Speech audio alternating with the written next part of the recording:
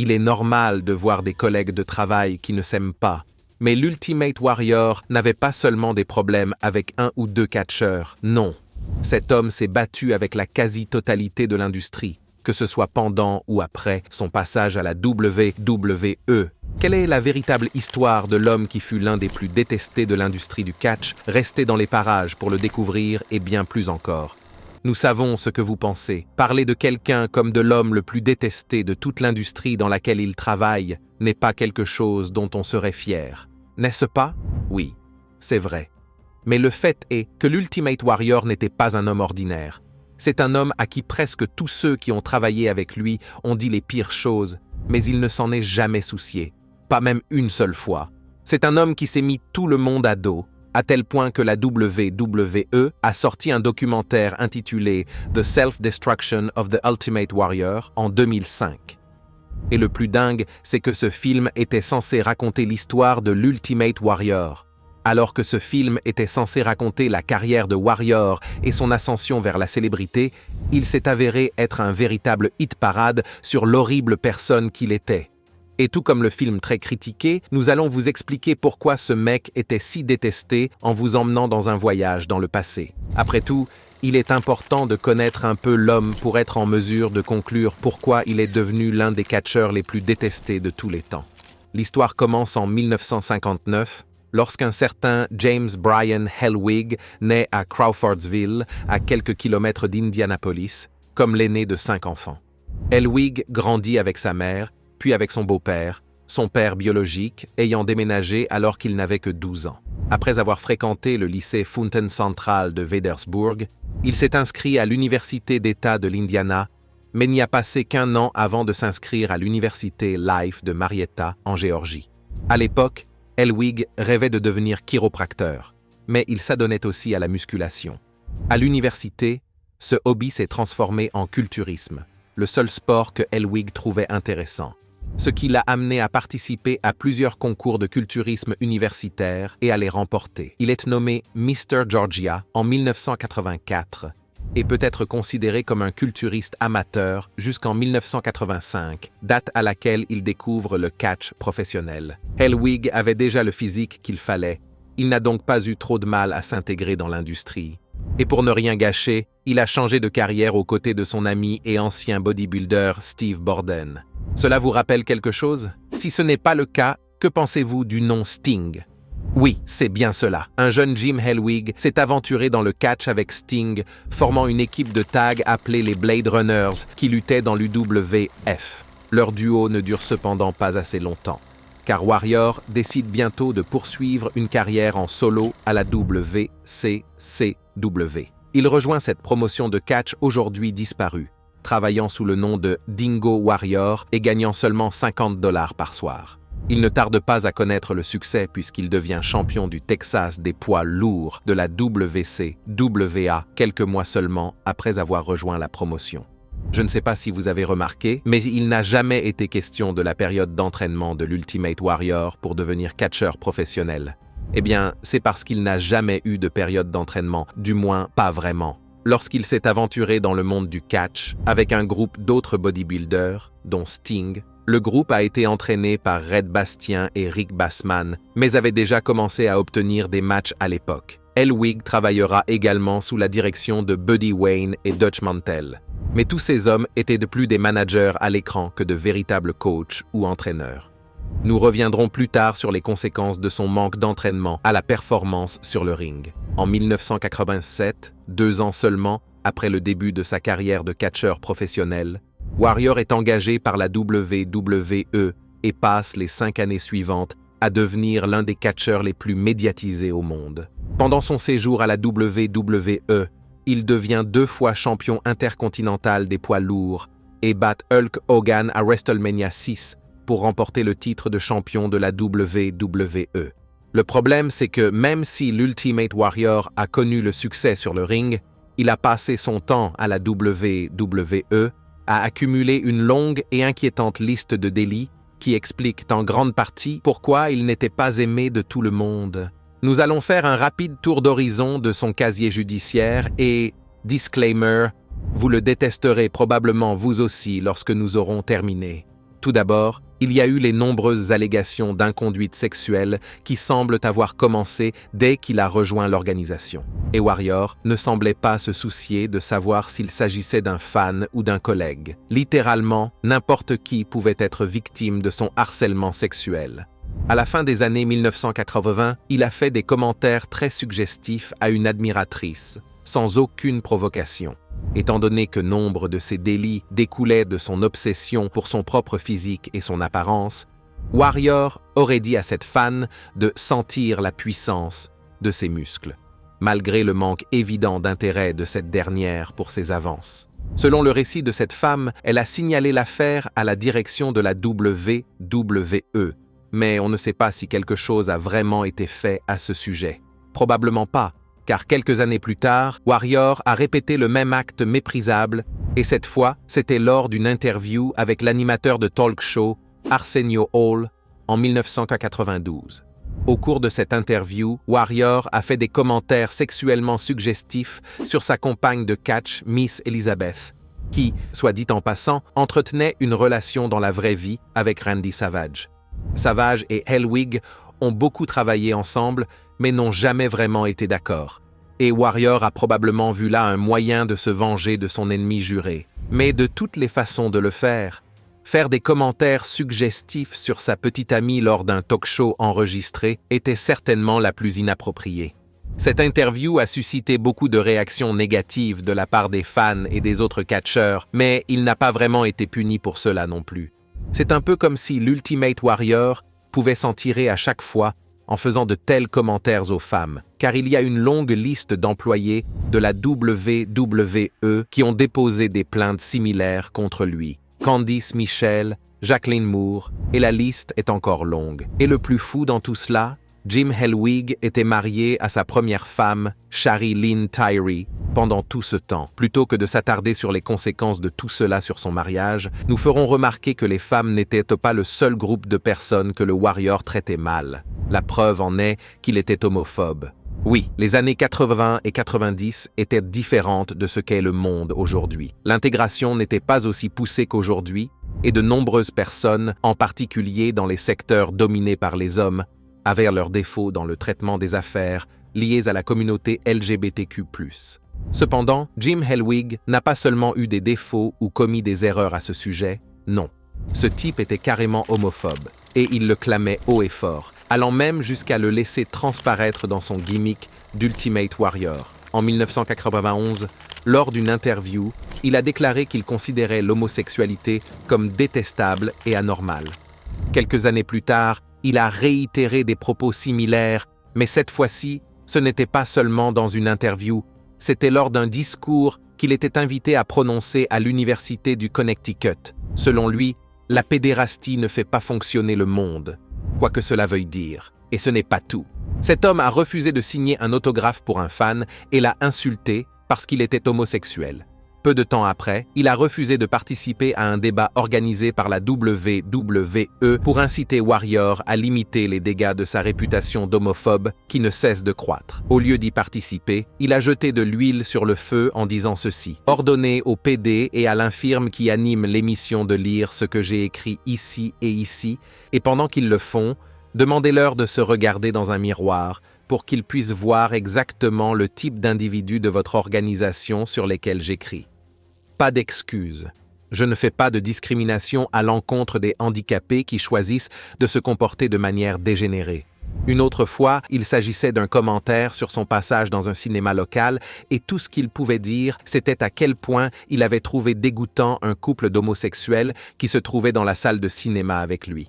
Pour reprendre ses termes, un gars sans son mari et deux butch dykes physiquement répulsifs qui se baisèrent la langue, vraiment, au premier rang, avaient vraiment du mal à s'accommoder de mon obstination hétérosexuelle de principe. Alors, dans un acte de pur plaisir égoïste, le gars s'est fait jeter physiquement dehors par l'agent de sécurité masculin, en aimant indubitablement chaque moment de masochisme et de manipulation de l'homme. Après tout cela, Warrior est allé jusqu'à détailler son aversion pour l'homosexualité dans son livre One Warrior Nation. Alors oui, beaucoup de gens dans l'industrie du catch avaient des réserves à l'égard des personnes LGBTQ+ à l'époque, Mais l'Ultimate Warrior était aussi l'ultimate homophobe. Des remarques sexuellement provocantes sur les femmes, de l'homophobie à outrance. Il n'y a sûrement pas pire avec ce type.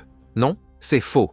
En plus de sa longue liste d'habitudes ridicules, Warrior était aussi terriblement raciste. Le mot le plus approprié serait « conservateur ». Mais de qui se moquerait-on si l'on essayait de faire passer l'Ultimate Warrior pour un homme plus décent qu'il ne l'était en réalité? Certains disent qu'il essayait d'attirer l'attention de plus de gens après que sa carrière de catcheur ait commencé à s'éteindre. Mais si vous voulez notre avis, c'était probablement juste un type terrible qui a toujours trouvé un moyen d'opprimer tous ceux qu'il pensait être meilleurs que lui. Dans ce cas, ces personnes étaient les minorités privées de leurs droits, et Hellwig a écrit à plusieurs reprises sur ce mépris. Dans son journal vidéo sur YouTube, il a tenté de minimiser l'importance du militant des droits civiques Martin Luther King Jr. en disant des choses très déplaisantes à son sujet. Hellwig est passé de l'affirmation selon laquelle Feu MLK a écrit quelques lettres de prison, a plagié un grand nombre de discours et a utilisé son nom de famille King comme s'il était UN à l'insulte de sa vie personnelle. Des années plus tard, en 2005, Warrior s'en prend à nouveau aux minorités, et c'est peut-être là son moment le plus méprisable, car ses cibles sont les victimes et les survivants de l'ouragan Katrina. Selon Warrior, personne ne peut reprocher aux experts scientifiques de ne pas avoir prévenu de l'imminence du danger. Bien qu'il ait peut-être raison, son discours est erroné à tous points de vue, car il insinue que les victimes de l'une des pires catastrophes naturelles de l'histoire l'ont provoquée elles-mêmes. Il a dit, et nous citons, « Ce genre de personnes ne contribue en rien à remettre les choses en état. Pour eux, l'ouragan n'était rien d'autre qu'un déplacement de meubles. Si nous pouvions observer les conditions générales dans lesquelles ils vivaient avant l'ouragan, nous constaterions qu'ils n'avaient que peu de considération pour ce qu'ils avaient. Nous constaterions à quel point leur vie était désorganisée, sale et désordonnée. Ils ne s'étaient jamais souciés de l'ordre, de la propreté ou de la fonction auparavant. Mais maintenant qu'ils peuvent attirer l'attention de quelqu'un qui pourrait prendre la responsabilité de leur vie, ils se lancent dans des tirades sur la façon dont leur vie a été saccagée. Leur vie était déjà un naufrage, une autodestruction. Et il n'en avait pas fini puisqu'il a conclu sa tirade en disant « Et excusez-moi d'être celui qui le dit, mais si vous avez une douzaine d'enfants et pas de mari pour être un père, il y a quelques trous dans votre plan de vie qui devraient être recousus. » Oui, l'Ultimate Warrior avait vraiment l'habitude de dire n'importe quoi sans montrer de remords. Il a également été impliqué dans le tristement célèbre procès de la WWE sur les stéroïdes en 1991. Et nous devons dire que, malgré les nombreux vices de Hellwig, ce fut une certaine surprise de voir son nom mentionné dans le cadre de l'enquête fédérale sur l'utilisation de stéroïdes dans le catch professionnel. Après tout, nous avons examiné ses antécédents plus tôt dans cette vidéo, et il est clair qu'il a passé une grande partie de sa jeunesse dans la salle de sport, à construire ce physique parfait qu'il chérissait tant. Cependant, l'enquête a révélé que Hellwig et plusieurs autres catcheurs avaient acheté des stéroïdes à un médecin nommé George Zaorian. Il a également été rapporté que Warrior avait laissé une cachette de stéroïdes dans une chambre d'hôtel du Maryland en février 1991. Bien qu'il ait nié ces accusations pendant de nombreuses années, beaucoup d'autres catcheurs ont pris la parole, soutenant les allégations selon lesquelles il était coupable d'avoir utilisé des stéroïdes. On aurait pu croire qu'il ne s'agissait que de leur haine à son égard, mais ce n'est pas tout. En 1992, il a été révélé qu'il avait échoué à plusieurs reprises à des tests de dépistage de drogue, ce qui a conduit à son premier licenciement de la WWE. Et devinez quoi? Plus de 10 ans plus tard, en 2005, Warrior a admis avoir pris des stéroïdes lors d'une interview avec la WWE. Il s'avère donc que ses collègues ne le détestaient pas vraiment. Ce n'est pas la fin des choses que Warrior a faites et qui l'ont rendu si détesté dans l'industrie du catch. Beaucoup de ses anciens collègues se sont exprimés sur les raisons pour lesquelles ils ne l'aimaient pas, et pratiquement tous ont des raisons différentes de le détester. Pour Bret Hart, il s'agissait plutôt de la façon dont il traitait ses fans. Selon certains rapports, Feu Jim Hellwig était introverti, ce qui expliquerait pourquoi il n'était pas vraiment enthousiaste à l'idée de s'engager avec ses fans, mais selon Bret Hart, ce n'était pas seulement cela. Le Hitman a en effet raconté un incident qu'il a vu se produire dans son autobiographie, Hitman, My Real Life in the Cartoon World of Wrestling. Et comme on dit, le diable est dans les détails. Tout s'est passé dans les années 90, alors que la WWE organisait un spectacle à Omaha. La promotion travaillait avec l'organisation Make-A-Wish et un certain enfant qui semblait très malade, respirant à l'aide d'un tube de ventilation, était posté sur une civière près des vestiaires. Selon le récit de Brett, le garçon semblait n'avoir plus que quelques heures à vivre, tous ses cheveux ayant été rasés pour la chimiothérapie. Cet enfant était manifestement un grand fan de l'Ultimate Warrior, puisqu'il portait tous les costumes alors qu'il attendait avec ses parents et ses frères et sœurs de rencontrer le Warrior et d'exaucer son dernier vœu. Alors que d'autres catcheurs, dont Brett, saluaient l'enfant au passage, l'Ultimate Warrior est resté dans les vestiaires. Et même lorsqu'un employé des relations publiques lui a demandé poliment s'il était prêt à rencontrer l'enfant mourant, Warrior a répondu impitoyablement « Dans une putain de minute, je suis occupé ». La famille avait passé des heures à attendre exactement au même endroit et Warrior s'était contenté de rester assis à discuter avec les autres gars dans les vestiaires, ce qu'il ne faisait d'ailleurs presque jamais. Lorsque Bret Hart revint de son match et vit le couloir vide, il supposa que le garçon avait finalement obtenu son dernier souhait. Imaginez sa surprise lorsqu'il s'est rafraîchi et qu'il est sorti du bâtiment pour voir la famille fatiguée qui attendait toujours au coin de la rue, près d'une rampe en coulisses. C'est vrai. Le Warrior n'était toujours pas allé les voir. Au lieu de cela, Hellwig avait demandé à ce qu'il soit écarté afin qu'il puisse faire son entrée sur le ring pour son propre match. Bret Hart a conclu sa narration de cet incident en déclarant que d'autres superstars du catch comme Hulk Hogan, Randy Savage et Andre the Giant auraient été désireux de réaliser le souhait d'un enfant mourant, mais pas Warrior. Bret a écrit « Pour moi, c'était un lâche, un faible et un faux héros. Mon dégoût pour Warrior s'est amplifié 1000 fois parce qu'Ultimate Warrior a laissé un enfant Make-A-Wish. Cela m'a brisé le cœur. » Pour Valentine, un autre membre du Hall of Famer de la WWE, son problème avec l'Ultimate Warrior concernait son mépris du professionnalisme et de la sécurité de ses adversaires. Si quelqu'un doit savoir à quel point cela est important, c'est bien Valentine, qui a travaillé comme catcheuse professionnelle pendant 5 décennies, détenant plus de 40 titres de champion, du NWA United States Heavyweight Championship aux Intercontinental Heavyweight Championships et World Tag Team Championships de la WWE. Il a fait plusieurs séjours à la WWE, mais c'est au cours de son séjour dans cette société basée à Stanford entre 1984 et 1992 qu'il a eu suffisamment de contact avec l'Ultimate Warrior pour en arriver à la conclusion qu'il était aussi mauvais catcheur qu'homme. Selon Valentine, les piètres performances in-ring de Warrior étaient liées au fait qu'il n'était jamais disposé à apprendre ou à s'améliorer. Selon lui, on ne peut rien apprendre au Warrior. Il montait sur le ring et voulait courir dans tous les sens, alors je restais là jusqu'à ce qu'il soit fatigué. Puis je lui donnais des coups de pied et le maintenais au sol, mais il ne savait pas comment vendre. Je l'obligeais à vendre et je le frappais fort, mais il ne connaissait rien au catch. Il était vraiment horrible. Valentine a également parlé d'un week-end qu'il a passé à travailler avec Warrior sur la route dans de petites villes de Floride et de Géorgie. Décrivant l'expérience de travail avec Warrior, il a dit « C'était horrible, il était horrible, c'était la pire semaine du métier. Et juste avant que vous ne demandiez qui est Valentine pour parler de quelqu'un d'aussi célèbre que le Warrior, nous aimerions que vous notiez que Valentine n'est pas seulement l'un des athlètes les plus compétents de l'histoire de la WWE, mais de tous les rangs du catch. Alors s'il dit que le Warrior était terrible, vous feriez mieux de le croire. » Même le commentateur légendaire et dirigeant de la WWE, Jim Ross, a appuyé cette affirmation à plusieurs reprises. À une occasion, Ross a dit « Warrior ne pouvait pas gérer un long combat. Il n'avait pas la forme cardiovasculaire nécessaire.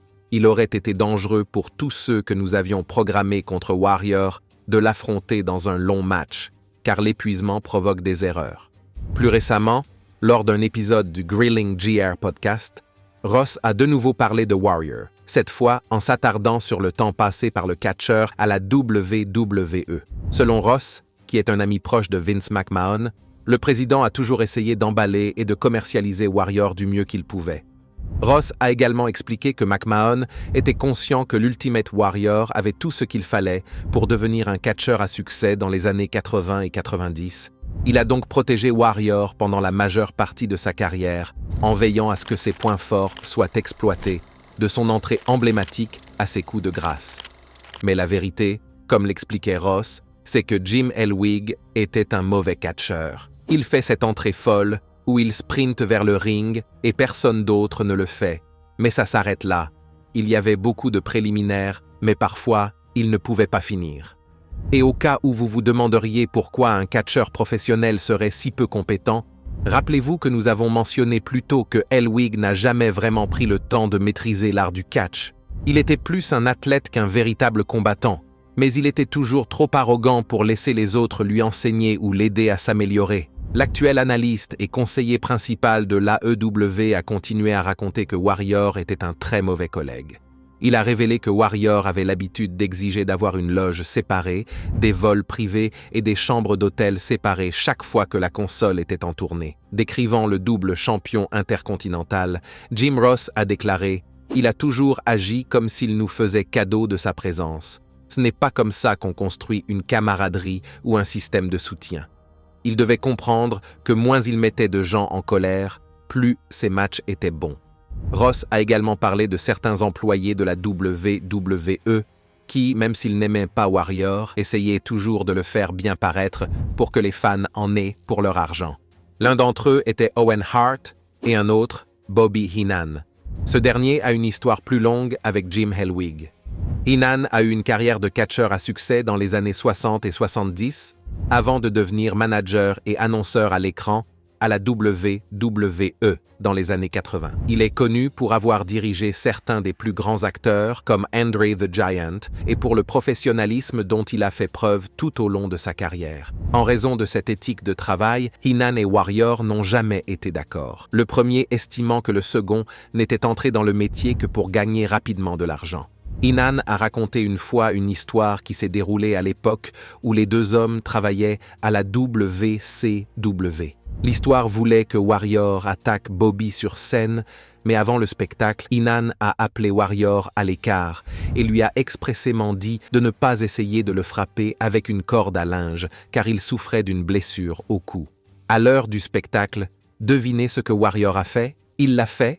Il a frappé Heenan avec le même mouvement que celui qu'on lui avait déconseillé de faire, doublant ainsi le risque pour la nuque du manager qui était déjà mal en point. Et même lorsqu'il l'a confronté en coulisses par la suite, Heenan n'a pas montré de remords.